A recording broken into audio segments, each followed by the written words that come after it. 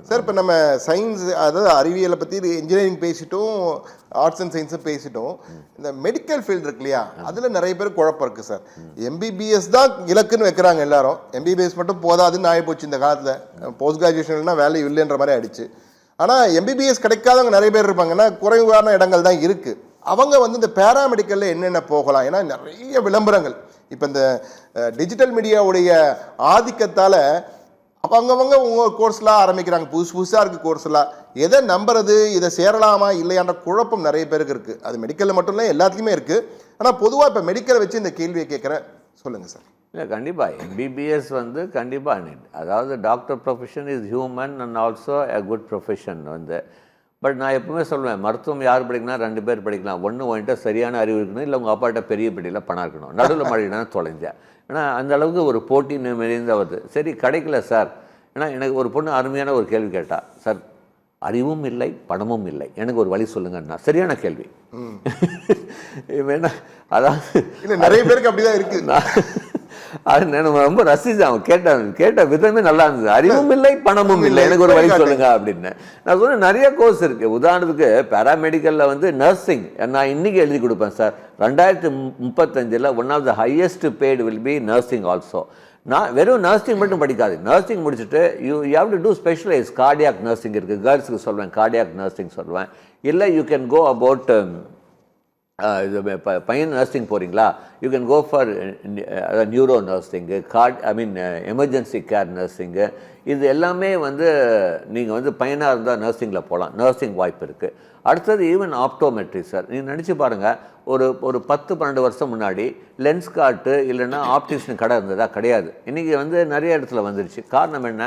நான் கண்ணாடி போடும்போது எனக்கு வந்து ஏஜ் வந்து 42. அப்போ ஆவரேஜ் ஏஜ், சராசரி வயது கண்ணாடி போடுறவங்க வயது 32 to 34 இருந்தது. இன்றைக்கி WHO என்ன சொல்கிறாங்க, சராசரி கண்ணாடி போகிற வயது இந்தியாவில் வந்து 8 to 10 ஆச்சு. ஏன்னா நிறைய வீட்டில் கார்ட்டூன் காமிச்சு தான் இட்லியே ஊட்டுறாங்க. மொபைலில் விளையாடுறான் பையன். அதாவது என்னை பார்க்க வர பேரண்ட்ஸ் கூட சின்ன பையனை யாராவது இருந்தாங்கன்னா அவன் உட்காந்துட்டு மொபைலில் விளையாடுறான். அவன் பையன், அவங்க அம்மா வந்து என்கிட்ட கேள்வி கேட்குறான். பையன் அதை பற்றி கவனிக்கிறதே இல்லை. 2வது 3வது படிக்கிறான், உட்காந்து மொபைலில் கேம்ஸ் விளையாடுறான் 1 மணி நேரம். அவன் ஏன் கண்ணு என்ன வராது? எல்லாமே மாறி. ஸோ ஆப்டோமெட்ரி கூட பண்ணலாம். அடுத்தது கிளினிக்கல் எம்ப்ராலஜி. ஒரு 10-15 வருஷம் முன்னாடி நீங்கள் வந்து ஃபர்டிலிட்டி சென்டர் இல்லை இந்த மாதிரி ஃபர்டிலிட்டி சென்டர் இருந்துச்சுன்னா கிடையாது. இன்றைக்கி ஏன் ஃபர்டிலிட்டி சென்டர் வருது? Because of littles of late marriages. அப்போ வந்து இன்னும் வந்து நான் கல்யாணம் பண்ணும்போது எனக்கு ஏஜ் 24, என் ஒய்ஃபுக்கு 20.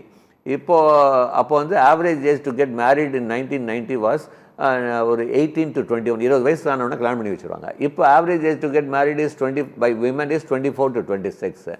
WHO என்ன சொல்கிறாங்க, இந்தியாவில் இன்னும் கூடிய விரைவில் average age to get married in India is going to be 28 to 30. அப்போது லேட் மேரேஜ் ஆக கூட இந்த fertility ratio to give birth child comes down. இப்போ அதனால தான் இந்த ஃபர்டிலிட்டி சென்டர். ஏன் அப்போ கிளினிக்கல் எம்ப்ராலஜி பண்ணக்கூடாது? ஏன் நியூரோ சயின்ஸ் பண்ணக்கூடாது? ஏன் வந்து நீங்கள் வந்து ஈவன் இப்போ வந்து ஆல்டர்னேட் மெடிசன்ஸ், இப்போ சித்தா, ஹோமியோபதி அந்த மாதிரி பண்ணலாம். இல்லை சார் நான் படிக்கிறேன், எனக்கு கடைசியில் ஒரு ஹாஸ்பிட்டலில் வேலை செய்யணும், நீங்கள் ஒரு பேராமெடிக்கல் கூட படிச்சுட்டு டைவர்ட் ஆகலாம். MBA in hospital administration health கேரில் வரலாம்.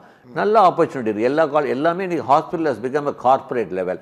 அதுக்கு அட்மினிஸ்ட்ரேஷனுக்கு வந்து MBA ஹாஸ்பிட்டல் ஹெல்த் கேர் தரும். ஸோ இது மாதிரி சொல்லிகிட்டே போகலாம். நிறைய வாய்ப்புகள் ஈவன் கண்டிப்பாக இருக்குது சார். அதே மாதிரி ஒரு ஸ்டூடெண்ட் கேள்வி கேட்டார். அவர் என்ன சொன்னார்னா, அந்த கேள்வி வித்தியாசமான கேள்வியாக இருந்தது. நீங்கள் சொன்ன மாதிரி அறிவும் இல்லை பணமும் இல்லை, வாய்ப்பு சொல்லுங்கள், வழிகாட்டுங்கன்னு சொன்னாங்க இல்லையா?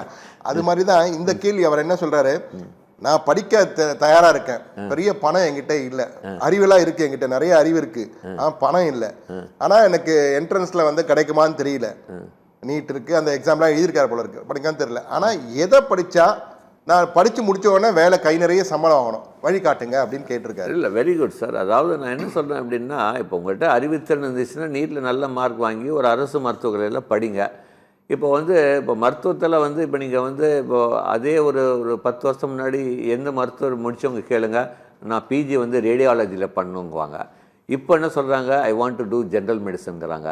இப்போ நிறைய பேர் சார் ஃப்யூச்சரில் எப்படி இருக்குன்னு நான் என்ன சொல்லுவேன், I put my cards in dermatology. ஏன்னா இன்றைக்கி இருக்கிற வந்து global warming, climate change, food ஹேபிட்ஸ்னால அலர்ஜிக் ஸ்கின் இது எல்லாமே நிறைய வந்து இதாகுதுங்க.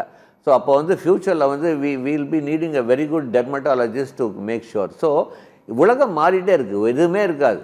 இப்போ நீங்கள் இந்த வருஷம் நீட்டுடைய பிஜியில் ஃபஸ்ட்டு ப்ரிஃபரன்ஸ் டாப்பர்ஸ் வாங்கினது ஜென்ரல் மெடிசன். இதே 5 வருஷம் முன்னாடி ரேடியாலஜி. நான் இன்னும் 5 வருஷம் கழித்து பீப்புள் கோ ஃபார் டெர்மனாலஜி.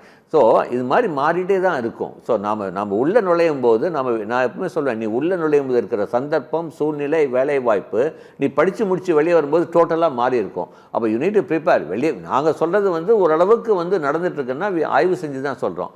அப்போ இந்த மாதிரி நீங்கள் எடுக்கலாம். அப்போ நீ இன்ஜினியரிங்கில் அப்படின்னா நான் I will put my first demand on electronics.